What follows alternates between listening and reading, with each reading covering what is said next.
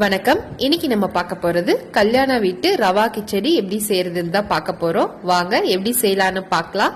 அதுக்கு முன்னாடி நம்ம சேனலை நீங்க இன்னும் சப்ஸ்கிரைப் பண்ணலன்னா மறக்காம சப்ஸ்கிரைப் பண்ணிட்டு கூடவே இருக்க பெல் ஐக்கானை கிளிக் பண்ணிக்கோங்க. ஃபர்ஸ்ட் நம்ம ரவையை வறுத்துக்கலாம். அதுக்கு ஒரு ஸ்பூன் அளவுக்கு நெய் விட்டுக்கோங்க.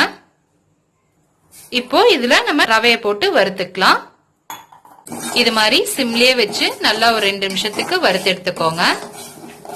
ரவையை ரொம்ப கருக விட்டுறாம லைட்டா வாசம் வந்தோட நம்ம அடுப்பு ஆஃப் பண்ணிடலாம்.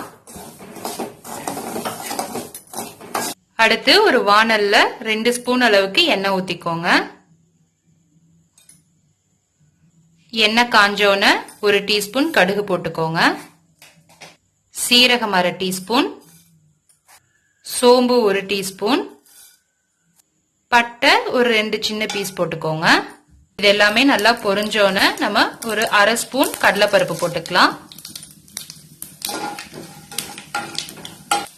அடுத்து 2 பெரிய வெங்காயத்தை போட்டு நல்லா வதக்கிக்கலாம்.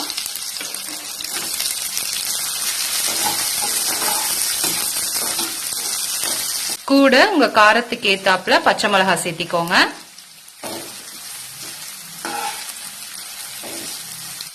கூட கொஞ்சம் கருவேப்பிலையும் சேர்த்திக்கலாம்.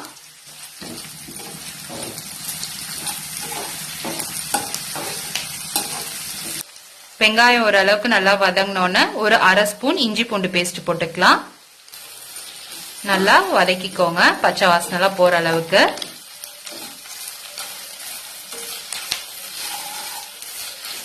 கூட கொஞ்சம் நம்ம கேரட் சேர்த்திக்கலாம். நல்லா பொடியா கட் பண்ணி சேர்த்திக்கோங்க. கொஞ்சம் பச்சை பட்டாணி, கொஞ்சம் பீன்ஸும் சேர்த்திக்கலாம். இது எல்லாத்தையும் நம்ம வதக்கிக்கலாம்.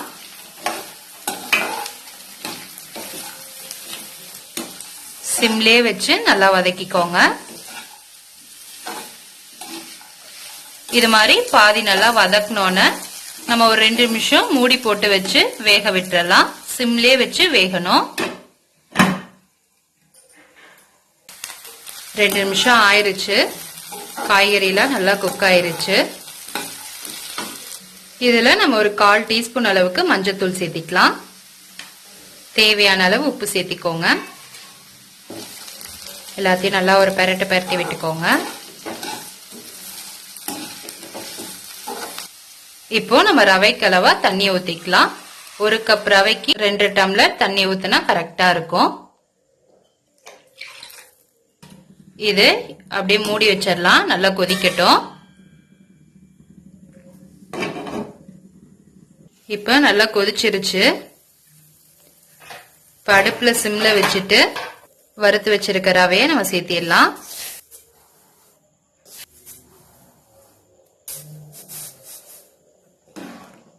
நல்லா கலந்து விட்டுக்கோங்க.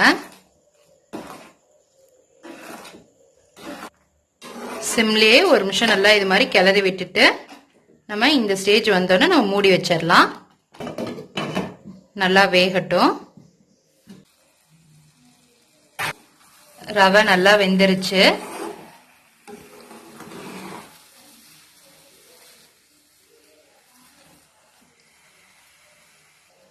இப்போ இதுல நம்ம நெய்ல வறுத்த முந்திரி பருப்பை சேர்த்திக்கலாம். அவ்வளவுதான். இப்போ நம்ம கல்யாண வீட்டு கிச்சடி ரெடி ஆயிருச்சு. இது மாதிரி நீங்களும் ட்ரை பண்ணி பார்த்துட்டு எப்படி இருக்குன்னு கமெண்ட்ஸ்ல சொல்லுங்க. மறக்காம நம்ம சேனலை சப்ஸ்கிரைப் பண்ணிக்கோங்க.